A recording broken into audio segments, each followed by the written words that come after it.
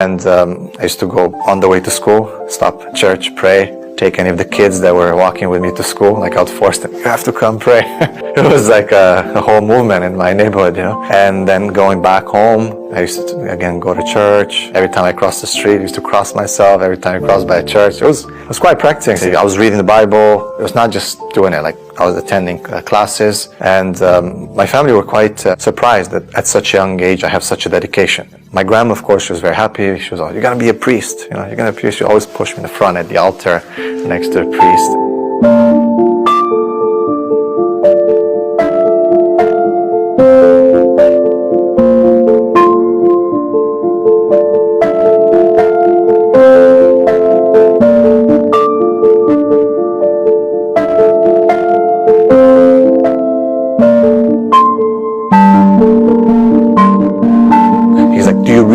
That Jesus is the Son of God. Like, do you really believe He's the Son? Even though I've been asked the question many times. But that one time, I felt a doubt. So for the first time, I have to be honest with myself and with someone else. In my mind, I paused and I think, wait a second. Like, what's going on here? Something's not right. I need to learn more. And it's a funny incident because I was pushing, he was pushing. I mean, I was trying to take him away from his practice and he was trying to get me closer to God. But I remember one thing, that he never gave up salah, namaz. He would always pray. No matter where we are, it doesn't matter. It's salah time, prayer. We're like walking in downtown. We're going to dance.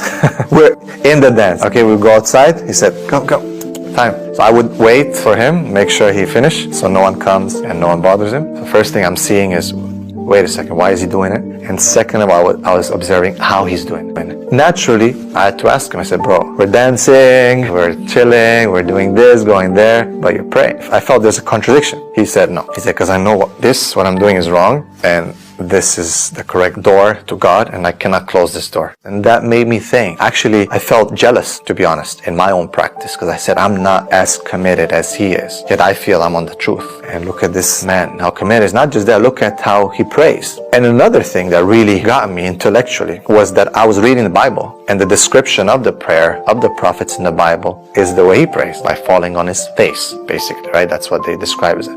It's funny because even the Romanians would make fun of the way the Turks pray. Like they say they fall on their face. But that's exactly how the Bible describes the prophets.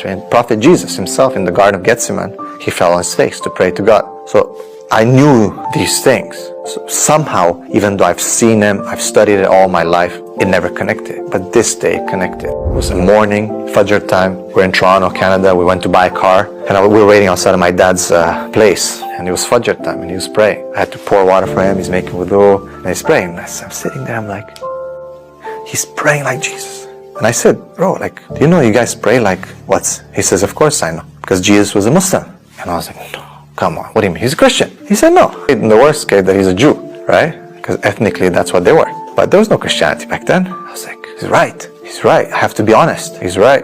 And why don't we pray like that? You don't see the priest go and making sujood. I mean, there's certain sects of Christianity that still do it. So that was, again, a huge hit. A huge doubt came on me to the point that I actually left Christianity.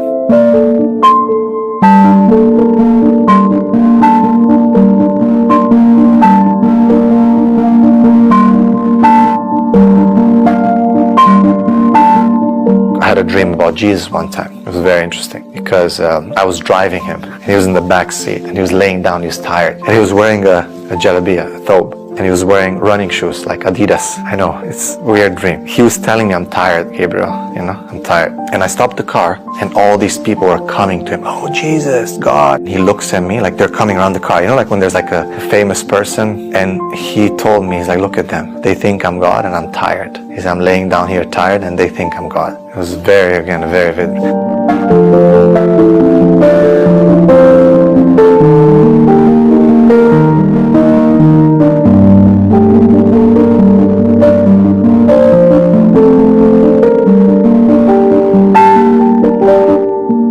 One day and I was at the lowest, and in my mind I said, what are you waiting for? You know this is the truth. I went to university and I saw my friend Kaum and I said, I need you to come to my house tonight. I said, I need your help with something. So he said, are you okay? I said, you just have to come. So he said, okay, no problem. It was night and I just looked at him. I said, he said, what's wrong, bro? Are you okay? I said, I want to be a Muslim. And he said, wow, He said, I knew it. I said, what do you mean? He's like, remember that long tarawih that we prayed together? He said, in sujood I was praying all life. This guy is looking for you. Guide him to Islam. Let him embrace Islam. And he just said, repeat after me. I already knew what I have to say. When I said my shahad, I felt that heaviness being lifted from me.